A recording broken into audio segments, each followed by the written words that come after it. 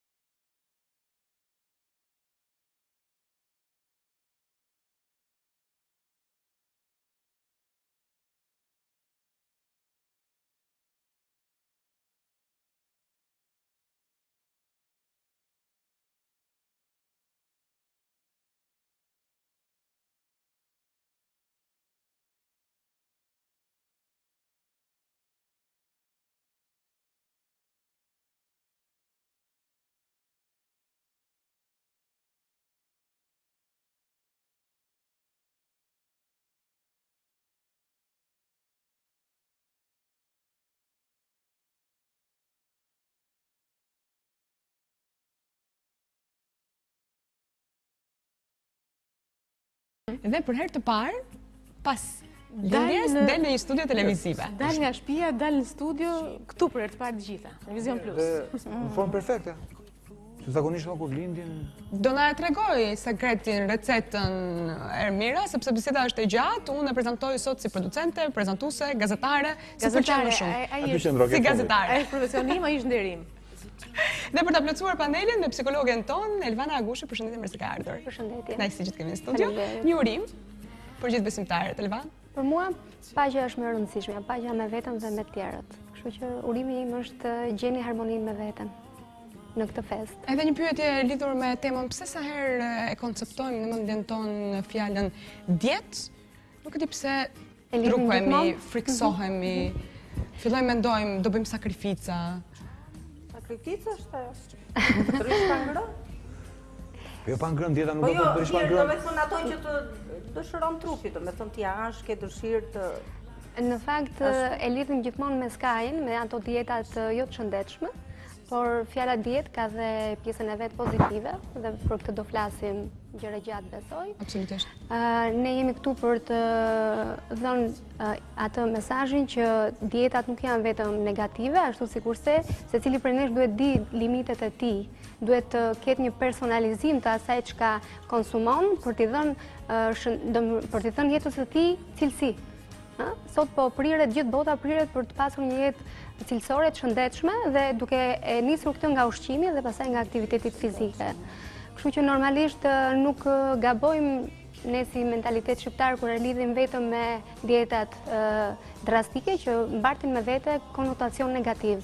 Zakonisht kur thuhet dietë, mbrihet deri aty dhe njerëzit zakonisht vuajnë dhe rrin pa ngrënë sepse kanë abuzuar dhe nuk kanë ditur të vendosin ekuilibra më parë në jetën e tyre. Dhe kur marrin produktin që duhet ta heqin menjëherë, atëherë normalisht priren drejt këtyre dietave të pashëndetshme. Po ju vetë mbani dietë? Jo. Kjo është e vërtetë se më ka ndodhur dhe mua.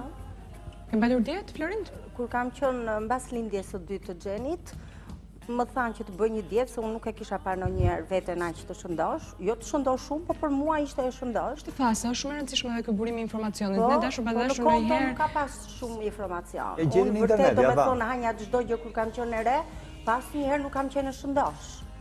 Dhe nuk e kam pas problem, ne nuk e dinim që ishin dietat. Në fakt, këtu duhet kishim, më falë për ndërhyrjen, duhet kishim dhe një njeri që vuan nga mbi pesha, për të kuptuar si e përjetojnë ata njerëz. Po eksperiencat e tyre do na i tregoj Anila sepse ka kontakt. Dhe ishte një dietë drastike për mua.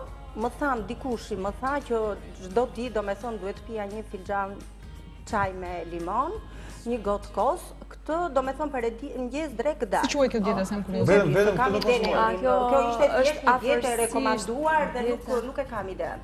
Dhe unë mbas sa muaj... Ishte një specialist personi? Jo, në kohë, por nuk ishte specialiste. Dhe dieta ishte vetëm çaj dhe kos? Këtu e një 30 e ca vjetë për pare. Gotë çaj me limon.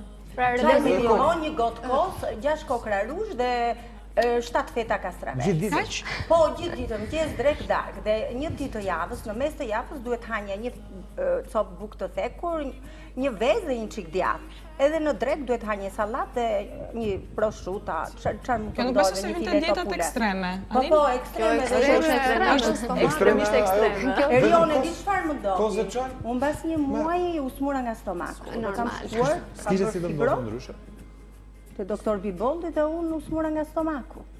Dhe bëra një kur që e thonin ato ishte kur amerikane dhe u kurot nga stomaku. Anil, po çfarë janë të vërtet dietat? Pra është një regjim ushqimor i kontrolluar ditor? Pikërisht, abuzohet shumë me termin dietë, sepse në termin dietë përfshihen dietat ekstreme, dietat e rregullta, dietat e sakta, regjimi ushqimor. Ndoshta për të bërë dallimin tek teleshikuesi do ishte më mirë të përdormin termin regjim ushqimor.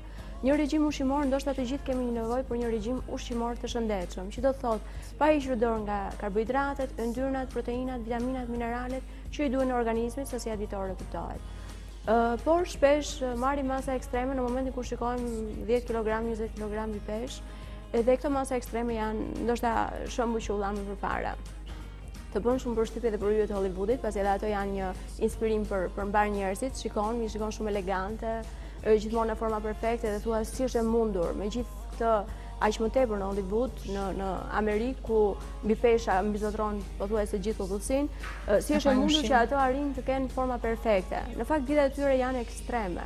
Mund të themi që ekziston mënyra për të pirë uthull përpara ushqimit në mënyrë që të shmangësh oreksin. Kjo është nga supermodelja Cindy Crawford, një modele vërtet mjaft e njohur nëpër pasarela me një trup perfekt ndoshta. Pi uthull? Por që po, para çdo vakti dhe pas çdo vakti, ajo pi uthull në mënyrë që të shmangi urinë dhe të ndjete ngopur. Ekziston Jennifer Aniston, ushqehet bashkë me Lady Gaga.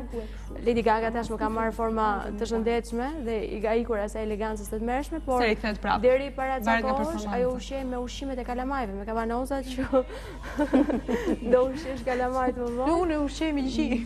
Jo, në moment. Do vi një moment që fëmia do rritet edhe do kërkoj diçka, janë ato frutet Dhe të bën të jesh në formë? Ajo s'të bën të jesh në formë, por ajo të bëjë që të marrësh më shumë se 600 kalori, të ushqesh si një bebe. Dhe kjo të sjellë që të biesh në peshë, është diferenca nga metabolizmi. Do të Armira ka bërë këtë që je në formë apo jo? Po jo çdo kush ka nevojë për kërkon shumë gjëra si bebe, ë? Kërkon shumë gjëra si Ermira- bebe, edhe mund qaj si bebe, kështu që Që bën ndërthurje. po ndërthurjet, nuk të kthehet prapë në bebe. Liv Taylor për shembull konsumon nëpër pjata dhe gota bebesh, konsumon të gjitha ushqimet që bën.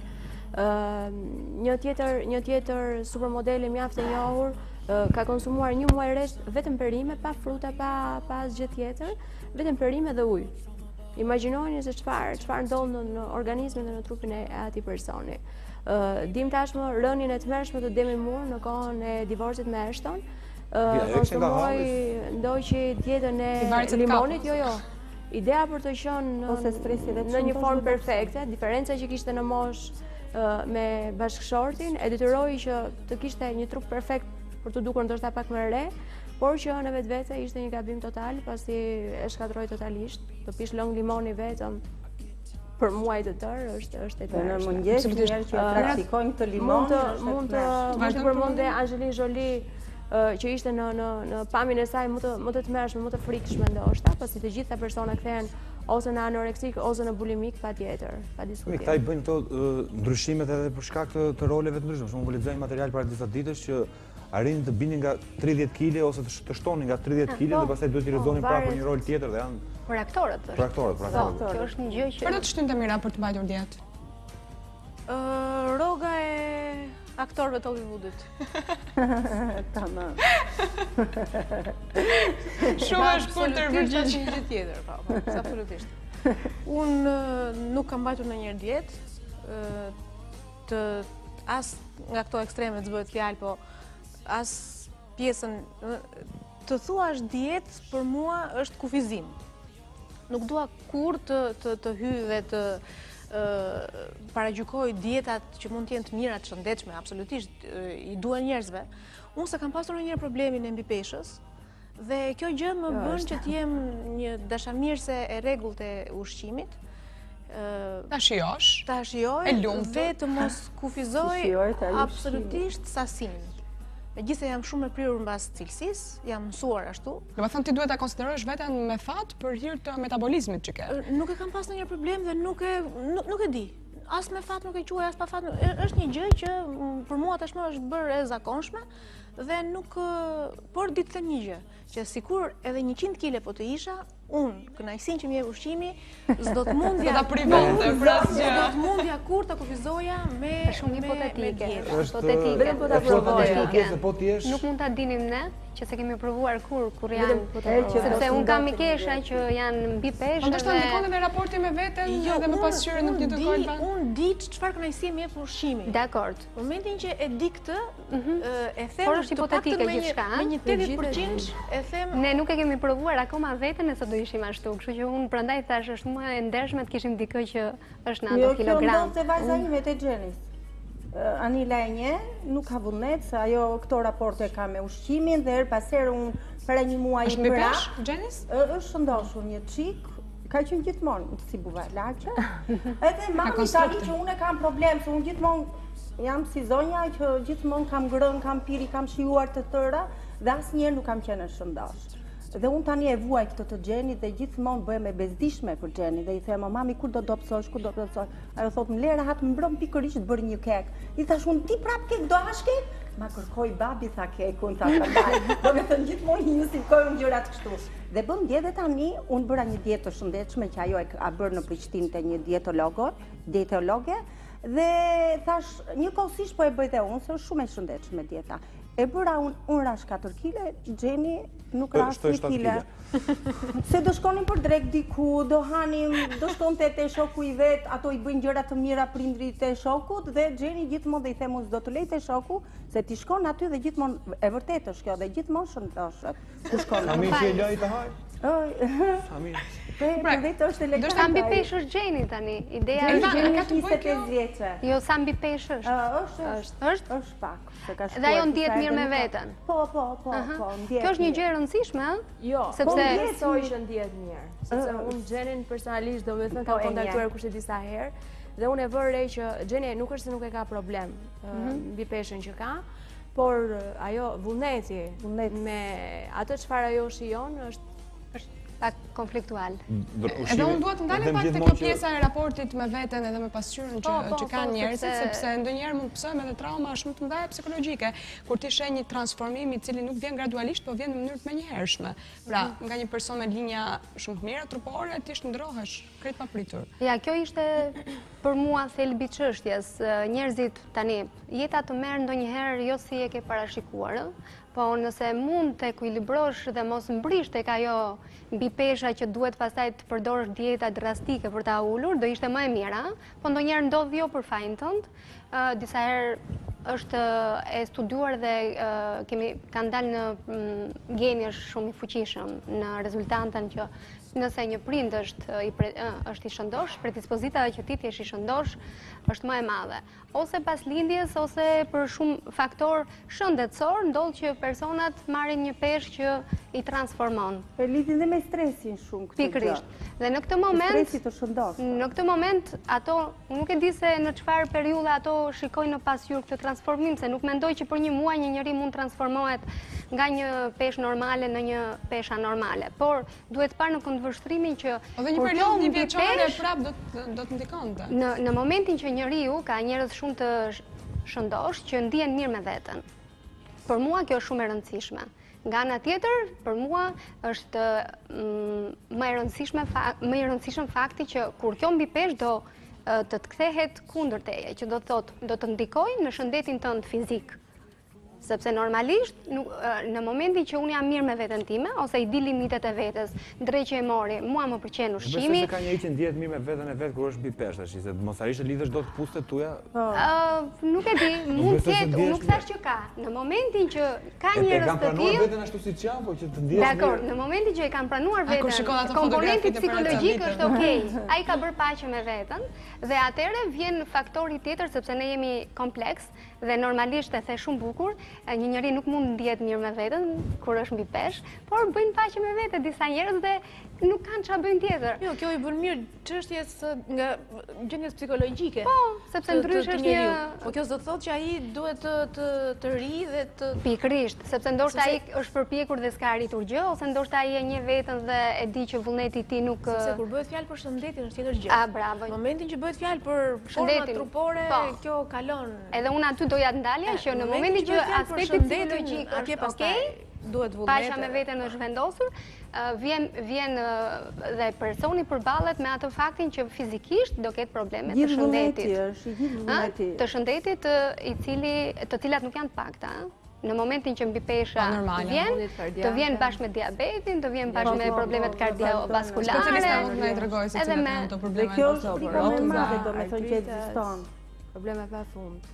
Kancer të ndryshme të stomakut, të zorës, të trash, të ezofagut, janë problematikë shumë e madhe. Mbi pesha është vrasëse dhe në shifra është rënditet e dyta. Pra, pas kancer, rënditet e dyta mbi pesha. Kush do ishte, jo dieta, po le të themi regjimi ushqimor më i mirë për njerëzit? Regjimi ushqimor më i mirë do të ishte konsumimi i pesëlakteve, pra mëngjesit, drekës dhe darkës. Natyrisht, sasirat duhet jenë të kontrolluara, jo pa limit. Ermira thamë që është me shumë fat. Që më ka mirë 5 herë. Edhe vërtet është. Unë po pres të më thonë kush është sekreti dhe unë sekretin do ta them zë dëroj deri në fund. Sekreti i peshës time është të hasam shumë. Po të hasam shumë, unë jam okay. Ja përse mund të zbulojmë në pjesë tjetër. Ajo do të thotë që ti akoma ke një metabolizëm aktiv shumë të mirë dhe për ty është fat. Ndoshta edhe lëviz shumë si natyrë. Po pra, këtu doja të ndalesh tek aktiviteti fizik. Ka aktivitet fizik gjatë një dite? Ndoshta mund të jesh tipi impulsiv që lëviz. Ecje, vrap, jo më ku kam kohë, jam 24 orë me beben. Nuk ke kohë, po ke. Jo, më ke mua. 3 fëmijë, do ke mua.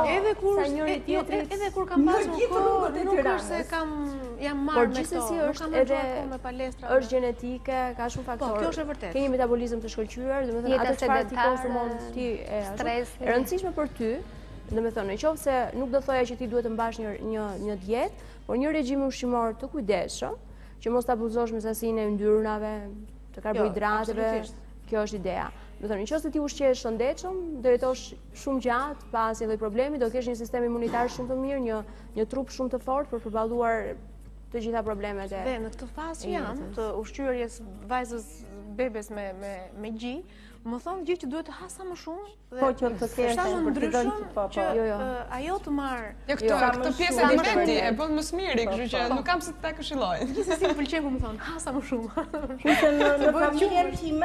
Në familjen e time të gjithë janë me makina, vetëm unë që s'kam makinë. Florin, më the që ecë shumë në këmbë, kilometra të tërë. Mua mund të më shosh tani shumë thonë njerëzit, po ku dole, ku shkove aty, domethënë, mund të jem në teatrin e kukullave dhe me një shpejtësi të madhe nuk di të heca bash. Biles dhe kur dal me burin tim, unë e lej gjithmonë brapa atë, më duket si ato. Unë të kuptoj shumë mirë te kjo pjesa. Po, se ti temperamenti. Se unë eci. Unë ndalesa ime është vetëm kjo që unë duhet takoj shumë njerëz në rrugë, duhet takoj shumë fëmijë në rrugë, që është pjesa ime e mrekullueshme, ajo është dieta ime. Tamam mund ta quaj kështu dieta ime. Dhe kjo do me thënë lëvizjet nga liçeni tani, kam filluar të dalë dhe unë nuk dalë më tepër se interesi im, unë jam 57 vjeç, nuk kam interes të madh. Thjesht do me thënë dalë se dua të mbaj dhe veten time në gjendjen më të mirë, do me thënë të rifreskoj trurin tim. Do të thotë mendore. E ke edhe pjesën relaksin në të njëjtën kohë. Kjo është, jam e lidhur shumë me natyrën, me çdo gjë jam e lidhur, do me thënë, dhe kjo është arsyeja jo, do me thënë nga shëndeti, dhe kjo është. Kur je let, unë dhe në sken, do me thonë, unë jam shumë aktive në sken dhe qofse unë do shëndoshem pak, mua më zë vërtet stresi se nuk lëviz do, dua t'i bëj gjërat në sken perfekte, dua t'jem shumë korekte me fëmijët e këto kështu dhe unë gjithmonë duhet jem një disi e letë për të qenë më aktive në sken. Anel, a këshillohen dietat edhe në mosha të reja, të vogla? Jo pak fëmija në obez, sot? Pikërisht. Më ndodh shumë shpesh të shikoj që problematika tek fëmijët është ekstremisht e madhe. Rreth 200 fëmijë të vegjël në ditë që shkojnë në QSUT duke shfaqur simptomat e mbipeshës. Kjo është një shifër katastrofike, mund të themi. Në fakt, problemi duhet filloj tek ndërgjegjësimi i prindërve, pasi ka fëmijë 12-13 vjeç që janë me diabet të tipit të dytë. Diçka shumë e rëndë. Të imagjinosh që në këtë moshë të fillosh me insulinën, përdorimin e insulinës është diçka e tmerrshme. Ndaj duhet një ndërgjegjësim i prindërve në radhë të parë, që do thotë që duhet jenë të kujdesshëm që fëmia të konsumojë të gjitha vaktet në shtëpi, larg patatinave, larg ushqimeve të konservuarave, biskotave, ëmbëlsirave të paketuara. Do ishte shumë mirë që këta fëmijë të mundoheshin të përpiqeshin të rrisnin shëndetshëm.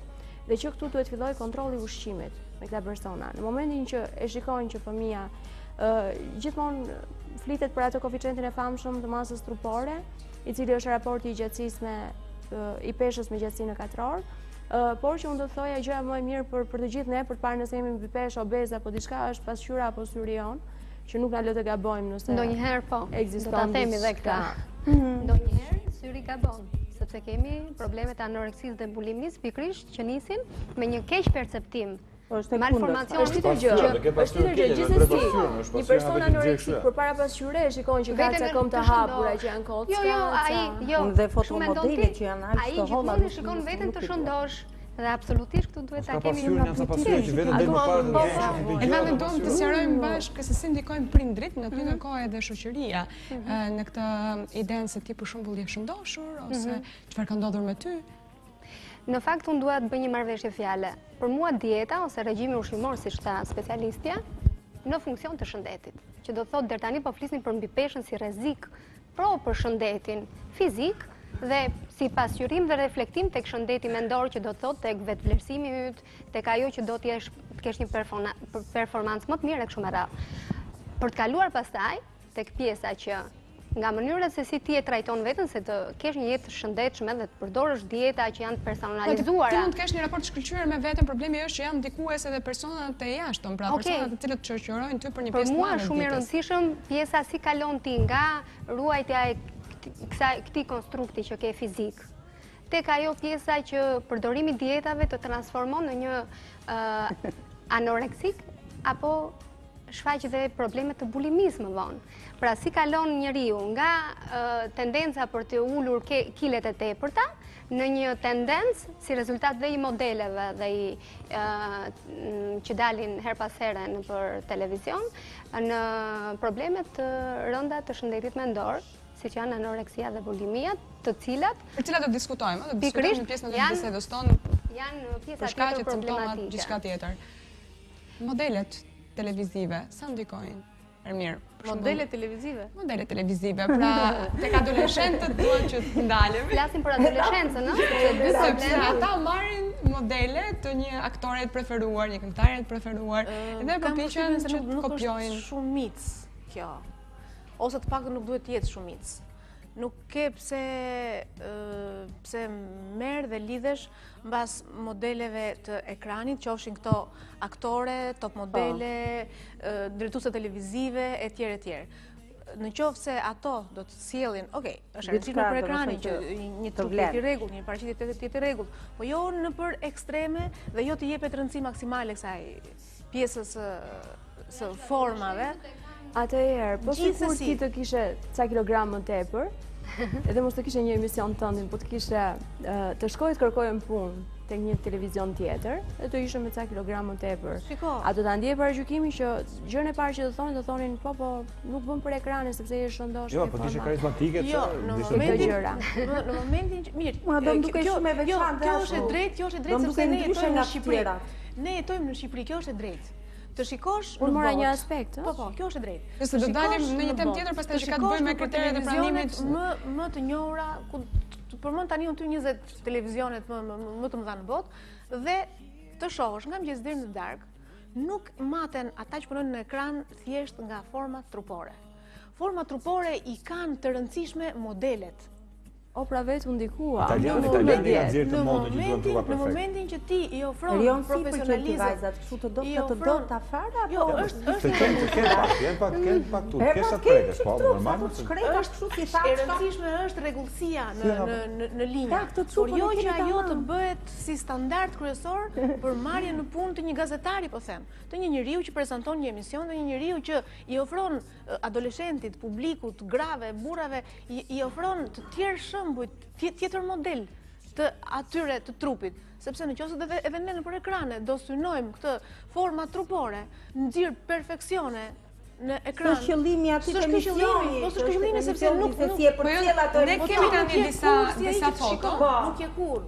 Dhe në qoftë se një njeri në ekran nuk është si ai që e ndjek, ka marr fund ai të dal nga ajo dera dhe mos hy më. Ke Maria dhe Kemi disa foto të cilat nuk komentojmë anin, ndërkohë që regjia mund të na shkruajë. Prezantuesja Opra ishte më e famshme, më fantastike, por gjithsesi ajo u shtuar në presionin të dietave dhe është dobësuar dhe është ekstremisht e lumtur që arriti të dobësohet dhe të ndryshohet. Pra pjesën e kishte kur ishte pak mbi peshë me ato gjesta, ato veprimet, mua shumë pëlqen. Ja tani këngëtari Adel përsëri ka një zë të mrekullueshëm, një zë të pazëvendësueshëm, është e parë në listat e Këto të gjitha.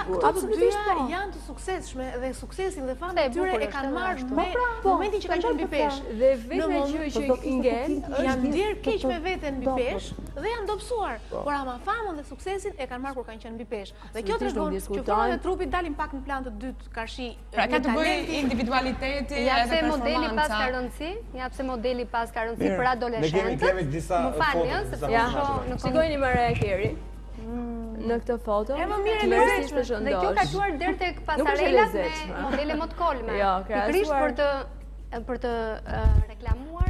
Këtu mund të them që është përfituar ndoshta. Sa vjeç është kjo? Rreth 37 vjeçë, 38. Po nuk është marrë që jemi mësuar të shohim ne zakonisht. Absolutisht jo. Kjo i lezetshme është bërë si buçko. Është transformuar komplet. Ka që të paktën është goxha e transformuar. Maraja në këtë periudhë, në periudhën e pas staxhanis, pasi ka lindur dy binjak, bënte çdo ditë në 7 ditët e javës 2 orë palestër, dietë ekstremisht rrept, duke shmangur të gjitha karbohidratet e tepërta, natyrisht sheqernat e tepër që ekzistojnë për organizmin, me perimet dhe fruta dhe me lëngje. Dhe 2 orë pa diskutim, shumë me trajner personal, shumë të forta, aktive. Po me beben kush merre ndërkohë apo? Po, ne kanë të zgjidhur problemin para se ta lindin fëmijën.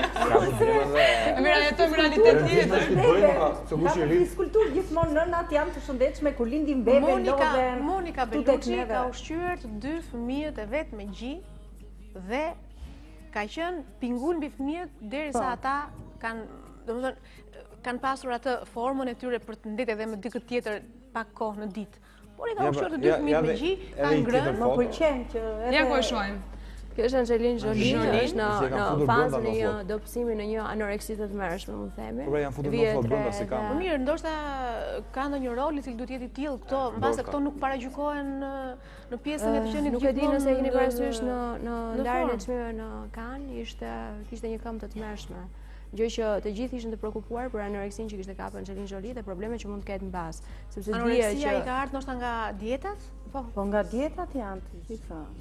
Dhe këmba e saj u komentua pafund, nga çara fustani duke një këmbë, një kock fiskilitete që i themi neve. Shumë e tmerrshme. Si këmbët e kukullave. Po, kukullave. Me cilën kukull ngjante Angelina? Fifia, kemi pas një pjesë të kutuar kanë shumë vite përpara Fifia dhe ishte domethënë mesazhi i çfaqjes ishte që fëmijët duhet të hanë. Ndryshe nga mesazhet e sotme. Dhe e merr dhera Fifi. Ta marr Fifi. Mirë, çojmë personazh tjetër, nuk e di, u largua personazhi. Ja, atë famë shumë perfekte. Ja ku e kemi. Kjo është Jennifer Lopez me forma perfekte, por nuk e di nëse e keni parasysh filmin e Selenës. Ku J-Lo ishte goxha e formuar, kolmoze shumë më tepër se ç'është sot. Ky roli. Gjithsesi sot është në forma perfekte dhe kushdo do donte që të Lia dhe sa janë të adhurueshme, të admirueshme nga gjithë femrat. Nuk është anoreksike e tmerrshme, por stërvitet shumë. Gjithsesi edhe ajo përpiqet të përdori dieta paksa të kontrolluara, ushqime të kontrolluara natyrisht, nuk diskutohet. Kjo është Cindy Crawford, të modelja superstari viteve 90. Kjo që pinte ufë. Është e mrekullueshme, kjo është që pas çdo vakti piu thot. Konsumon 5 vakte, por vaktet janë të quajtura vakte. Në fakt, kjo ka që bukur tani të shikosh kaq të bukur edhe të mendosh. Jo, si do bëj ka hera ufulla ta mendosh. Sot është 23-24 vjeçe dhe ka lindur ajo fotoja është foto del ndryshe. 10 vjet më duket. Florind, cilat kuklla do vendosësh në dietë ti se kanë të kaluar atë masën e tyre trupore? Kam luajtur së fundi prapë kujtova. Janë 3 gjigantët, ishin tepër të shëndosh dhe ishte shumë e veçantë në këtë premierë se po nisi me teatrin e kukullave. Një femër, nëse në teatrin e kukullave zakonisht femrat janë shumë aktive. Dhe unë këtë radhë e kisha shumë të vështirë se një femër duhet luante një gjigant me një zë, aq të plot, aq kështu, po Florinda si gjithmonë që do marri rolet. Mbas këtij të rolit, tani po vëm një premierë të re dhe aty kam rolin e një shtrike që duhet të jem shumë perfekte, një shtrik dhe më thanë më e bukur Klaudia ma zbërtheu rolin që ke një shtrik të mirë dhe unë thash unë ç'është kjo shtriga e mirë? Po, do me thënë shtrige kohës që është diplomate. Jo nga ato shtriget tipike që vërtasin. Shtrige fshehur. Shtrige fshehur. Anil, ndërkohë që kemi një tjetër foto, cilën mund ta komentoj? Format e kësaj janë të transformuara goxha, ka qenë idhulli i Britney. Para 5 vitesh ka qenë idhull. Këngëtare shumë e njohur, por që se kjo nuk është se ato e transformuar, pra në format cilat fansat nuk është se i ka humbur thjesht nga që ka humbur format trupore. Jo. Thjesht komentohet shumë mbi peshën. Jo, ju e lidhet me artistën. Unë vërtet, do me thënë në moshën 18 vjeç, unë kam punuar në teatrin e kukullave dhe kam luajtur filmin Shtigje lufte me Kenan Tafirin. Isha minushe që i kjep një konço. Dhe atëherë, do me thënë, unë vetë isha perfekte në trup, as dietë, as një gjë, thash ishte. Do me thënë gjithmonë ja dedikoj Zotit që unë, Zoti më ka bërë që unë asë njerë se janë dhe tipe çrregullt në natyrën time aq më shumë tani, që shkoj vetëm vesh tuta, vesh atlete, kam 2 nipër, gjithë ditën të shkoj, do me thënë të jem shumë aktive, dhe kur vjen puna, do me thënë jam kjo që jam. Dhe unë prap, do me thënë aty nuk ishte se do bëje këtë rol dhe do ishe perfekta. Ishte vetë natyra ime që isha perfekte dhe luajta atë rol. Në kohën tonë, gjithmonë kohën. Në kohën tuaj. Anil, sa është e përshëndueshme që të zgjati një dietë e cila do të ndikonte pastaj për të ulur një sasi caktuar kilogramash? Nuk mund të them, pasi nuk kam idenë e personit që do të bëj dietën. Sa kilogram kam i pesh, apo sa është, por... Do rastet konkrete, Anila? Ja për shembull. Mbas emisionin, mbas. Atëherë, për ty do këshilloja 20 kg. Për ty do këshilloj 20 kilogram. Tani ti nuk është se ke forma të egzageruara. Zëna ajo gjëja që futen këto, e zë Erioni? Po e zë. Të zë, e planifikuar të për. Mos na kaloni nga dieta në temë tjetër. Ideja është ti duhet jesh i kujdesshëm që mos ta abuzosh me ato sanduiçet e famshëm që i konsumon pafund. Më pëlqen më. E kuptoj. Por që Prandaj them që është kufizim dhe sakrificë dieta. Mirë. Ideja është që është shëndetshëm, që do thotë që të konsumosh dhe proteina për të formuar pak masë muskulare edhe për të shkrirë pjesën e diamore. Duhet përdorësh fruta dhe perime në sasira të mjaftueshme. Jo, absolutisht jo. Si gjithmonë abuzohet. Janet Jackson tashmë po ndjek një program dobësimi, në fakt është një program shumë i shëndetshëm, i cili konsiston në përdorimin e perimeve dhe të frutave, por që para pak kohësh, nuk e di nëse gocat e kanë edhe foton kur ka qenë përpara, ka qenë në mënyrë të egzageruar e tmerrshme. Do thosha që duke një 20 vite ndoshta më e madhe, është dobësuar dhe është bërë në formë perfekte. Por po ta shikoje përpara 3-4 vitesh. E dobësuar nga dieta, në çik më shumë nga Photoshopi edhe është ajo shpërndasje. Nga zbuloj gjithë truket. Jo, nuk më thua ashtu, sepse unë kam parë videon personale të saj, videon që ajo i bërë reklam programin që ka ndjekur për të dobësuar dhe vërtet është kthyer në forma perfekte. Gjithashtu nuk i besoj shumë në fakt fotove as unë, por më shumë videot në një periudhë tjetër të caktuar. Edhe aty, edhe te videot ka sekrete. Gjithsesi janë kamerat, por gjithsesi është vërtet në formë perfekte. Nuk bëhet fjalë për video ndoshta profesionale në një studio, por janë dhe video të jetës së saj të përditshme. Ajo ka një rënje shumë të mirë. Qartë, mendoj që publikut i intereson më shumë, domethënë gjëra të thjeshta, ato që do ta bëjnë të ndihet shëndetshëm, se ndonjëherë e rëndësishme është të kesh, të ushqesh, jo të kufizohesh. Kështu që ne duke u larguar pak me këto modelet, ikim pak nga ky publik i mrekullueshëm që ta ndjek gjithkohës. Unë mora këshillën. Dhe që nuk ka nevojë të bëhet si Janet Jackson apo si Angelina Jolie. Ja kanë kuptuar nga vetë biseda që duhet të kenë një regjim ushqimor i cili duhet të jetë i rregull dhe që duhet të jetë në përputhje pse jo edhe me kanë nevojë të bëhen si Angelina Jolie, se nuk janë as aktor, nuk janë as ato e kanë të nevojshme. Të ushqehen, të ndjehen mirë, të kenë kujdes deri aty të ndjehen mirë, të ushqehen shëndetshëm, jemi okay. Të kenë mirë shëndet. Në momentin kur e theksoj edhe Erioni më përpara, ulesh dhe nuk lidh dot këpucën tënde. Ose rin me njerëz duke bërë muhabet dhe fillon e dremit, është sëmundja e apnis, që është e tmerrshme, do të thonë që tjetri lezoj gjumi duke folur me ty.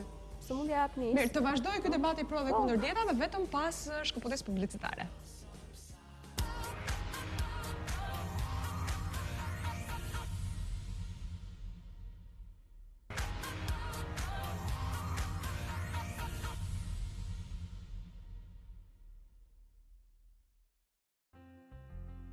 Anoreksia e bulimia janë konsideruar si kolera moderne, të cilat shkaktojnë numrin më të madh të viktimave mes vajzave nga mosha 12 deri në 25 vjeç. Këto dy patologji janë shqetësimet kryesore të krijuara nga çrregullimet në të ngrënë. Mani të vogla, lidhur me ushqimin mund të çojnë në krijimin e shumë problemeve shëndetësore, të cilat mund të mbeten për gjithë jetën ose të transformohen dal nga dal në patologji të rrezikshme, duke shkaktuar edhe probleme serioze psikologjike. Shkaqet kryesore që sjellin këtë gjendje janë të ndryshme: probleme shkollore, familjare, problemet me karakterin, identitetin, frika e përballjes me problemet e shumta. Pra, ajo që ndikon ndjeshëm mbi këtë gjendje mbetet faktori psikologjik, duke u shoqëruar me pasoja fatale. Fillimisht vajzat kanë tendencë të reduktojnë ushqimin. Zakonisht ato preferojnë të ushqejnë me gjëra të thata e të lehta, madje duke kaluar në ekstremitet, ku fillojnë të kontrollojnë edhe yndyrën e kosit. Han pak, gjithmonë më pak, pesha dhe fuqia bien. Është një sëmundje e pabes, e rëndë që godet trupin e veçanërisht gjendjen psikologjike, pohon një profesor doktor. Zakonisht vajzat janë të prirura të mos i pranojnë kurat, duke e preferuar më shumë vdekjen sesa shtimi në peshë ose humbjen e kontrollit të trurit të tyre. E konsideruar si një bishë e tmerrshme, e cila nga vitet 80 është bërë pothuajse një epidemi. Prej saj shkaktohen 5000 raste të reja në vit, ku viktimat janë kryesisht femrat nga 12 deri në 25 vjeç. Ekspertët pohojnë se është një sëmundje e botës perëndimore, asaj të pasur dhe evolutive. Është një shqetësim etnik. Për shumë kohë, literatura shkencore i ka cilësuar si femërore këto patologji, sepse ato që preken prej këtyre sëmundjeve janë kryesisht femrat. Sot është vënë re se nuk preken vetëm ato, por edhe meshkujt, duke filluar nga fëmijëria e deri në moshë të madhe. Meshkuj anoreksik, po thoshte Eriona, dhe si duket pak e çuditshme, ishte një material i cili na shpjegonte se çfarë është në të vërtetë anoreksia, të cilën ne cekëm tangent gjatë bisedës në pjesën e parë të panelit. Ndërkohë që na është larguar vetëm 3 të ftuara tani, Ermira Çausholli, sepse Febi e vogël po qante dhe ishte e pamundur për të qëndruar më gjatë. E përshëndesim Ermirën nga ekrani. Anil, e komentojmë pak materialin. 1800 nga Lord Byroni, i cili të njëjtën gjë ka bërë, humbi për 5 ditë humbi 32 kg, duke ushqyer vetëm me patate të zjera me uthull dhe çaj jeshil, 32 kg. Kishte një peshë 87 kg dhe nga 87 shkoi në 55 kg. Ishte e tmerrshme dhe në fakt jeta e tij e shkurtër, 36 vjeçar, vdiq nga një sëmundje që sistemi imunitar i tij ishte i shkatruar, i rënuar nga dietat e tepërta që kishte mbajtur. Kjo e solli vdekjen e tij të parakohshme. Simptomat e para të shfaqjes së anoreksisë cilat janë, përveç faktit që ti e refuzon ushqimin? Refuzimi i ushqimit është tek anoreksia, ndërsa tek bulimia është ajo tjetra që ti ushqehesh, ka atë gjë që ti do dhe në fund pastaj e nxjerr. Anoreksia në fakt ka çrregullime psiqike të tmerrshme, pasi njerëzit janë të mbyllur, nuk rinë normal me njerëzit e tjerë, raporti me pasqyrën e kanë të tmerrshëm, pasi i duket vetja të shëndosh, siç e tha dhe vajza më parë. Do me thënë ato kanë probleme mjaft të mëdha. Duket vetja të shëndosh, po? Po. Mund të ndërhy pak për ta përcaktuar më qartë. Pra, është një problem që futet tek edhe anoreksia dhe bulimia, janë dy problemet më të rënda dhe janë sfida për psikologjinë të shëndetit mendor dhe futen tek çrregullimet e të ushqyerit. Pra ajo tentativa për të pasur forma perfekte kthehet jo në të gjitha rastet, kur ti skandal pa më të fol tani tek materiali, ishte skandal. Degradojnë. Edhe zonja Florinda po i komentonte tha që më mirë që vajza ime është pak e shëndetshme se sa ti ishte. Ashtu ishte skandal. Skandal. Pasi kjo është një patologji. Tashmë ai është kthyer në sëmundje. Pra tentativa për të pasur forma perfekte të shket nga duart dhe ti shkon dhe përfundon, jo gjithmonë ndoshta, por ka raste që ndodh shpesh tek adoleshentët. Ose nis. Nis pikërisht ndoshta me një tentativë për të pasur kontroll ndaj ushqimit, refuzojnë të sepse shohin modelet. Cili humbet gjatë rrugës. Por më e rëndësishmja tek anoreksikët duhet të theksojmë, ju e patë edhe nga imazhin nga çka pasqyruam, që ato shihen në pasqyrë dhe e shohin pavarësisht se janë të dobta, në pasqyrë pasqyrimi është një femër e kolme e dorë. Është problem psikologjik apo është fizik, probleme me organizmin? Është problem me perceptim, pra është një keq perceptim. Ajo shikon veten në pasqyrë, të gjithë i thonë që je super e dobët. Mirë, nuk besoj se të gjithë anoreksikët kanë atë simptoma, po kanë gjithë. Të gjithë. Të gjithë kanë. Pra, ato shohin veten në pasqyrë dhe jo më kot ishte, ajo ishte shumë e dobët dhe pasqyrimi në pasqyrë ishte një femër e kolme, e mbushur. Dhe sa do që ne rreth saj themi çfarë po bën, ti ke humbur peshë, ti je dobësuar shumë, ajo absolutisht, sepse ajo i beson realitetit të saj. Ati perceptimi që i shfaqet në pasqyrë. Kemi pasur me një aktore Miraminga që njihet, ajo tani ndodhet në Amerikë dhe ajo ishte shumë e kolme, shumë e shëndosh. Dhe dëshira për të dobësuar, ne nuk kishim, thash dhe njerë që këto dietat ne nuk kishim informacion dhe ajo gjithmonë fuste më falë, fuste gjithmonë gishta për të vjedhur. Kjo është pastaj një çiksi bulimia për ta thënë. Dhe ajo çdo kohë ne shifshim vetëm duke vjedhur në banjot e teatrit dhe filloi pastaj u dobësua, ishte edhe nga e pamja një çik, domethënë nuk ishte në një femër interesante o e bukur dhe ajo u bë si e frikshme më vonë. Që do thotë këtu kemi mos mjaft se ti domethënë po merr veten tënde në qafë. Këtu kemi humbje të kontrollit. Humbje kontrolli për sa i përket marrjes ushqimit. Pra merret ushqimi në mënyrë të bollshme dhe me atake. Dhe pastaj ndjenja faji sepse ke ngrënë shumë, dhe normalisht kontrolli vendoset duke e nxjerrë këtë ushqim që sapo ke. Shkaqet e anoreksisë? Ato më kryesore që njihen? Shkaqet e anoreksisë janë këto pra, është presioni që ka personi që do t'i Aty është zona filla. Po. Mund të flasim nga ana psikologjike, çfarë thon studimet, zakonisht janë njerëz që kanë një vetbesim tulët, vetëvlerësim tulët, ndjekin modelet dhe nuk gjejnë veten e tyre, sepse ne gjithë kemi nevojë për të pasur modele, po këto modele na shërbejnë për të gjetur veten tonë në gjithë realitetin që na rrethon, që do të thotë në momentin kanë presion normalisht social ose kanë vështirësi në marrëdhënie, në ndërtimin e marrëdhënieve me të tjerët. Zakonisht këto janë piketat, kurse unë do thosha do shtoja dhe faktin që zakonisht kanë probleme emocionale, mungesa, mund të kenë familje ku nuk ka liri të shprehuri, ku nuk kuptohen, ku nuk lejohen, se për mua është shumë e rëndësishme një adoleshenti ose një fëmijë ta fillosh refuzimin e diçkaje ose mospranimin e diçkaje që ti si prind nuk mendon që nuk duhet bërë, me lejimin e diçkaje që duhet. Në këto moment, për shumë, unë kam në trajtim goca që po përgatit për një spektakël të madh bukurie, gjatësia, kur filloj t'i bëj analizën trupore, 1,75 deri në 1,80. Pesha 55-54 kg. Janë në peshë të të mërë. E Lady Diana se janë një që kishte... Po, Lady Diana, vuante ishte bulimike. E dim tash më gjithë që ajo çdo gjë që hante e vinte. Por këto janë probleme psikologjike. Mirë, ne kemi një material të shkëputur nga ora 5 PM, nga emisioni Pasdites, të cilin do ta ndjekim, flet pikërisht për anoreksi, rikthehemi pas pak e komentojmë.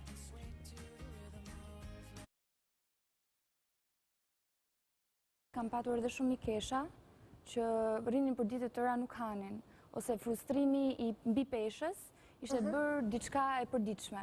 Kjo, mendoj unë, kishte ardhur edhe nga modelet caktuara, për shembull në për kafene, ti nuk shihe më, nuk e di, programet ndryshme, por kishte vetëm Fashion TV dhe janë ato modelet e modeleve anoreksike që konsiderohen tashmë të bukura si modeli i femrës së bukur. Shkaqet e anoreksisë, bulimisë dhe obezitetit janë shumë faktorial, pra janë bio-socio-psikologjik, kështu që dhe trajtimi si rezultati shkaqeve është edhe psikologjik, përveç se multidisiplinar, pra merret mjeku i përgjithshëm për ato simptoma që besoj që doktoresha i ka thënë, dhe mjeku psikiatër, ashtu sikurse terapia realizohet nga psikologu. Nga dita e 12 isha bërë jashtëmase depresive, me probleme të ndryshme të trup, dhimbje kyçesh, pafuqi, probleme dhe me stomakun, syt, më lodheshin shumë shpejt, të më dhimnin, më që skuqur, dëmbët, gjithçka. Dhe unë mund të them që unë provova vetëm për 16 ditë dhe ende sot e kësaj dite, her pas here më duket sikur kam ndonjë rikthim, të paktën dhimbje stomaku. Qëllimi i fotove nuk ishte për të treguar, sepse edhe teknikisht nuk i kam realizuar fort mirë, nuk ishte për të treguar ndryshimin, por ishte sidomos tek pjesa e shprehjisë së syve, ajo se thuash... Kam përshtypjen që edhe ndryshimi është i dukshëm, pavarësisht sigurisht që portretit. Por është një torturë për trupin dhe me veçanërisht për mendjen. Zakonisht adoleshenca, e cila është mosha ku ishte dhe piku i shfaqjes kësaj simptomatike, bën ideale një figurë të caktuar, apo disa figura të caktuara. Dhe në kërkim të kësaj idealeje fillon edhe konsumon gjithnjë e më pak ushqim në mënyrë që të përfitoj ato linja që idealja e saj i ka. Në këtë lloj tendence futet dhe çrregullimi i mënyrës së të menduarit. Do të thotë duhet vetëm starti për t'i shkuar gjës deri në fund. Dhe megjithse ato e arrin këtë ideale në thojza në kokën e tyre, megjithse kjo ideale te i kalohet, do të thotë që fillojnë dhe shfaqen brinjët, fillojnë dhe shfaqet këto produperacionet, i quajmë ne këto pjesët e dukura kockore, ato vazhdojnë në insistimin e tyre që nuk është kjo që ato presin. Në momentin e parë fillojnë ndryshimet në nivelet minimale, që do thotë një çakordim, le t'i themi, i sistemit mbrojtës, i sistemit të tretjes, luhatje të tensionit, probleme në lidhje me masën muskulore të trupit. Shumë shqetësime me jashtëqitjen, një puls i ngadalt, një tension i ulur, pafuqi, kputje, personat bën shumë të ndjeshëm ndaj çdo lloj sëmundje. Pacienti është shumë i lodhur, ka një tendencë për të larguar nga puna, ka një tendencë për të larguar nga aktivitetet e përditshme, që është në dëm të familjes, personale edhe socioekonomike. Nuk është vetëm dëmi që ky person ka vetë, por janë dhe këto obligime që X person ka përsipër, që nuk i realizon dot për shkak të problemit që ka. Puna me ta, me këtë lloj individësh është e vështirë. Është e vështirë pikërisht sepse gjendja shkon dhe bëhet aq serioze sa që shkon deri në skaj, siç e tha dhe doktoresha, dhe bëhet ekzistenciale, ndërsa nga ana tjetër faktori kryesor, sepse në një marrëdhënie terapeutike gjithmonë duhet të jenë dy persona që punojnë, përveç psikologut, psikoterapistit dhe vetë personi që ka këtë problem dhe që shkon me këtë kërkesë për t'u përballur me këtë problem. Por që ndodh në këto raste, një person, individ që vuan nga anoreksia nuk e sheh këtë problem tek vetja e tij. Kjo është një smundje. Dhe jo vetëm një smundje më vete, por dhe një bashkëshoqëruese e ankthit, e depresionit, dhe si e tillë duhet jetë gjithmonë një alarm për të kërkuar ndihmën sa më parë të jetë e mundur përpara se të përballemi me pasojën. Kur jemi përballur, përballur me pasojat, si mund të shpëtojmë prej anoreksisë? Lind pyetja, sepse vërtet ishte trajtuar një rast i veçantë, që ishte fotografja Blerta Kambo, që kishte provuar, kishte eksperimentuar thojza me vete, kishte qëndruar disa ditë pa ngrënë dhe më pas me materiale fotografike ajo kishte parë ndryshimet. Jo vetëm fizike, po në të njëjtën kohë i spjegonte dhe ato psikologjike. Para ca kohësh më vjen në zyrën time një zonjë shumë e moshuar, kishte mbaruar studimet në Rusi, kishte 3-4 fëmijë dhe vajzën e fundit e kishte 40 vjeçë, por një anoreksike e tmerrshme, thoshte peshon 35 kg. Goca. Të shikoje atë nën që mezi lëvizte sepse ishte shumë e madhe në moshë. Fëmijën më të vogël e kishte këto 40 vjeçare. Ajo të dridhe, i dridhe gjithë trupi asaj grua dhe qante si fëmijë, më thoshte nuk di çfarë t'i bëj. Të lutem më ndihmo, çfarë mund t'i bëj unë asaj? I thash mos si mua këtu, sepse ndoshta sepse është shumë e rëndësishme që me këta persona të flasësh, të merresh me ta. Është shumë e rëndësishme që këtyre personave t'i bësh dikë, një shoqërues, që gjithmonë t'i flasi sa më shumë në mënyrë që ajo të ndërgjegjësohet. Kjo është gjëja më e rëndësishme.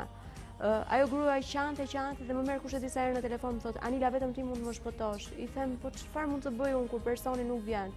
I kërkova një takim patjetër me gocën, më tha do të marr unë një taksi, vetëm ti të më vish në shtëpi, thash nuk ka problem, unë jam gati, do të vi dhe në shtëpi të flas me vajzën tuaj. Në momentin kur Ema ishte prezantuar me vajzën, ajo direkt i kishte thënë si mënyrë, pse unë nuk kam asnjë gjë, jam shumë mirë. Po pra, tham që nuk kam asnjë gjë, unë nuk jam as mur, jam një njerëz normal. Imagjinojni një 40 vjeçare 35 kg, është katastrofë. Një rast tjetër jo në Shqipëri, por në botë ishte shumë interesante. Një mjek vet kishte evidentuar që vajza 13 vjeçare kishte disa kilogram më tepër dhe kishte thënë që okay, po ti kofshët i ke shumë të mbushura.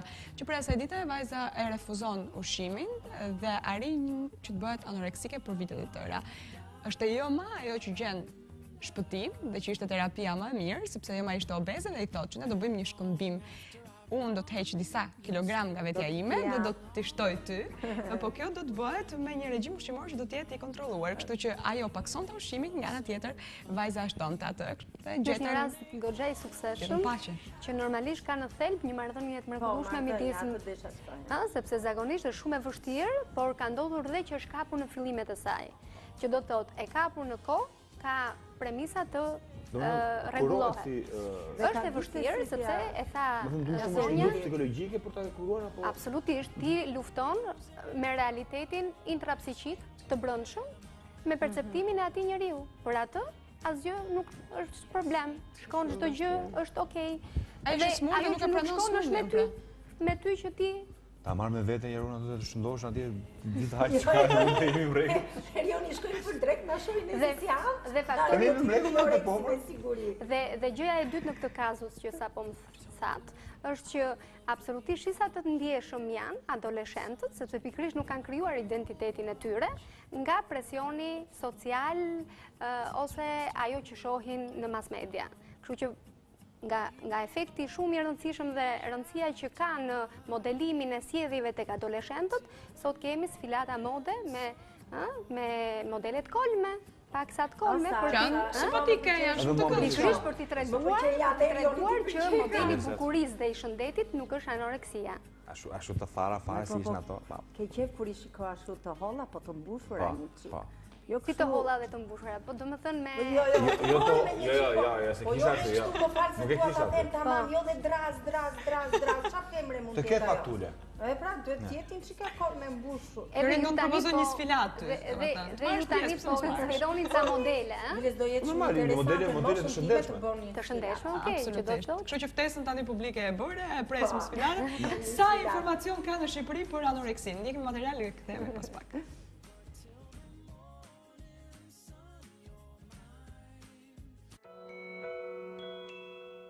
Tundimi Joshës kopertinash revistash, top modele në minimumin e peshës e lejuar trupore. Elegancë e arritur nëpërmjet një kalvari të mundim shëndjetik.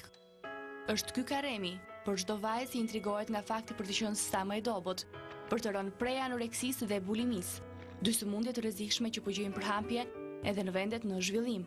Çfarë është anoreksia dhe bulimia? Anoreksia është një sëmundje ku personi në fjalë nuk ushqehet mjaftueshëm. Ju vetë për shumë jeni vajzë. Keni dashur ndonjëherë për shumë të imitoni modele, të dobësoni si to, të jeni... Jo, asnjëherë, jo. Kam marrëdhënie shumë mirë me ushqimin. Ju vetë jeni vajzë e re. A imitoni ju për shembull modele të revistave për të qenë elegante, dobët? Jo. Duket që jo. Kohë e sotme ka disa standarde, për fat mirë ose për fat keq, të cilat do kërkojnë ose vajzat për të arritur ato detyrohen ose shkojnë drejt kësaj këtyre shqetësimeve. Ka vajza që imitojnë, për shembull, duan të imitojnë modele? Patjetër. Ka plot që duan të imitojnë perfeksionin, ato që janë vajzat e kopertinave. Ju vetë keni rënë ndonjëherë pre kësaj joshje, për shembull, për të qenë disi më elegante? Në adoleshencë pa. Çfarë ka ndodhur me ju? Ka ndodhur ai fenomeni mos ngrënies, mbajtjes së oreksit, duke devijuar nga gjërat e ëmbla, nga këto. Në Shqipëri, anoreksia dhe bulimia mbeten ende terma të panjohur për shumicën e popullatës. Prindërit, atyre të cilëve u lind detyra për të zbuluar të fëmijët fillesat e sëmundjes, janë pothuajse të painformuar mbi këtë patologji. Anoreksia dhe bulimia, keni dëgjuar ndonjëherë si sëmundje? Ja. Keni dëgjuar për anoreksinë dhe bulimin? Po, patjetër. Çfarë është anoreksia dhe bulimia?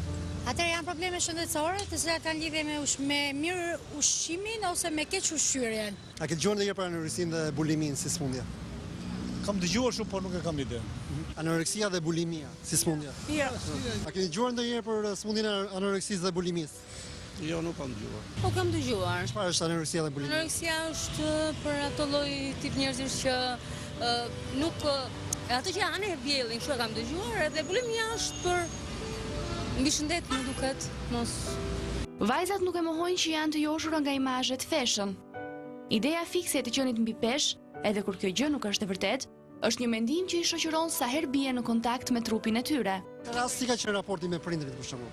E ka konstatuar ata një gjë të tillë të ty? Po, normalisht e kanë konstatuar, jo vetëm prindërit, po edhe të afërmit, edhe normalisht fjalët dihet. Çfarë i thoshin për shembull? Do të hashin çik më shumë, do të hash më shpesh, jo kaq rrallë. Ajo që është shqetësuese në rastin e anoreksisë dhe bulimisë është mënyra se si duhet të sillemi me të afërmit ton në rast se ndodhemi përballë një fakti të tillë. A jemi ne të përgatitur për të përballur me një situatë të tillë? Në rast se vajzës tuaj do ju ndodhte një gjë e tillë për shembull, ju si do vepronit? Do e ndihmoja me çdo kusht. Do bëja të pamundurën që ajo të mos ta mendonte, jo më ta bënte si veprim. Nuk do e leshë fare. As në mënyrë ja. Do ta çosha në spital. Besoj që zgjidhja më e mirë do ishte që t'i drejtohesha një specialisti.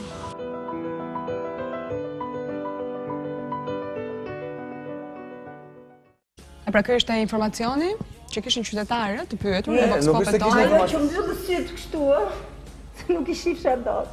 Se? Elegante, ishin shumë elegante. Megjithatë informacioni nuk është se kishin shumë informacion, gjithë ato që ndoqën kishin deri diku, po le të themi mosha e madhe nuk është se kishte shumë informacion. Konsideroheshin akoma si terma të panjohura. Në fakt, pas 90-s u bën re, qoftë mbi pesha, qoftë obeziteti, qoftë nën pesha, anoreksia, në përgjithësi kanë qenë trupa të shëndetshëm, sepse ushqeheshin vërtet ai regjimi ushqimor që ishte ai tallonave të famshëm. Ju të dy nuk keni pasur fatin ndoshta ta promoni. Lëvizja ishte në por që ka qenë një pak o gjalp, ka qenë për gjithë javën, për gjithë familjen. Do mbahet dietë atëherë. Për të gjithë familjen. Ajo ishte dietë më vete. Frutat zakonisht konsumoheshin në ditët e festave, për vitri apo në një festë kështu të veçantë, se edhe festa nuk ishte shumë. Por ecnim shumë, lëviznin shumë. Pjesa më e madhe e njerëzve punonin në tetor, në këmbë. Ne që ishim në shkolla, detyroheshim që të bënim që në ora 7 atë ecim për në shkollë, të shpejt, sepse përtonim të zgjoheshim dhe me vrap shkonim në shkollë dhe aty na priste dikush që na thoni tani do bëni fiskulturën e mëngjesit. Bënim të fiskulturën e mëngjesit. Gjimnastika dhe fiskultura në shkollë ishin të detyruara dhe goxha të repta, kështu që donim ashensor nuk kishim. Fatmirësisht për atë kohë, telefona jo, dhe kur donim të shkonim të gjyshe, kishim një rrugë të gjatë për të bërë, shkonim, nuk e takonim gjyshen dot, na binte që ta bënim përsëri të nesërmen. Xhiroja po ashtu, sepse njerëzit arktimin e vetëm e kishin në xhiro dhe donin lëvizin e dilnin. Kjo është që na mbante në forma trupore. Njëherë në javë konsumoj 1 kilogram mish në të gjithë, që do të thotë se regjimi ushqimor i shëndetshëm. Sot statistikat jo, absolutisht. Në atë kohë ishte i shëndetshëm. Duhet mbajtur regjim. I shëndetshëm proteinat dhe i shëndetshëm atëherë. Nuk këshillohet. Nuk këshillohet në javë. Në atë moment mund të ishin atëherë do të them diçka, nuk këshillohet në javë më shumë se 400 gram mish në javë për person. Pra i bie për një familje për 4 veta, jo më shumë se 1,6 kg. Ne atëherë konsumojmë 1 kilogram. Jo, regjimin e ka ndihmuar në anën e mishit, po frutat nuk i kishe vetëm në ditë festash. Nuk është vetëm ajo, po. Mos të bëjmë paralelizmin, edhe mos të kujtojmë ato gjëra të cilat nuk ishin të këndshme, të mbetemi këtu në realitetin tonë. Tani mund të gjejmë ishte mjetet e në Shkodër. Tani mund të gjejmë ato ushqime që ne kemi dëshirë. E rëndësishme është që të kemi një regjim ushqimor i cili do jetë i kontrolluar. Atë të them 2 minuta edhe këtë. Jemi drejt fundit. Në atë kohë nga që nuk ishte njerëz mbi peshë, për njerëzit e fortë ishte ideja që ky njeriu i mbushur është njeri i fortë. Ai që ishte i shëndosh ishte i fortë. Edhe thuaj gjithmonë mos më bëj si 100 kg, 100 kg se ishte shpreha. Megjithatë, po them që lëvizja e madhe, aktiviteti fizik dhe një trajtim ushqimor shumë i mirë, domethënë le të themi jo një dietë, po një trajtim i mirë ushqimor. Kujdes, ka shumë llojshmëri ushqimesh, ka ngjyra pafund, ka forma shumë të bukura ushqimesh. Të gjitha këto janë gënjeshtare për syrin. Gjithmonë gjërat shumë të bukura kanë pasojën brapa. Unë mendoj se duhet të kemi një çelë suksesi që duhet t'ia gjejmë vetes tonë dhe pse jo ta përdorim sa herë që na duhet për të jetuar linja perfekte trupore. Unë ju falenderoj shumë, ishte kënaqësi e veçantë që ishit në studion e dita ime. Uroj që të riktheheni, ndërkohë që Anila sigurisht do të jetë çdo javë me ne në studio për të dhënë këshillat e saj lidhur me tematika të ndryshme të përzgjedhura. Po. Se po përsa një konfirmim tani, po? Jo. Do jem dhe javë, kreve në fundat. Po do kemi dhe faleminderit akoma, ndërkohë. Florin, ti do rikthesh, patjetër, për tematika të këndshme të bukura. Po jo në këtë temë, në temën time. Edhe në këtë temë ishte shumë mirë. Është shumë aktuali se ne tani po vëmë një premierë dhe unë kam flas. Ju urojmë suksese. Elvan, faleminderit. Nësi, miq dashur, është momenti që të kalojmë tani në një material përgatitur lidhur me një personazh që do t'ju lëm surprizë. Ndjek materialin.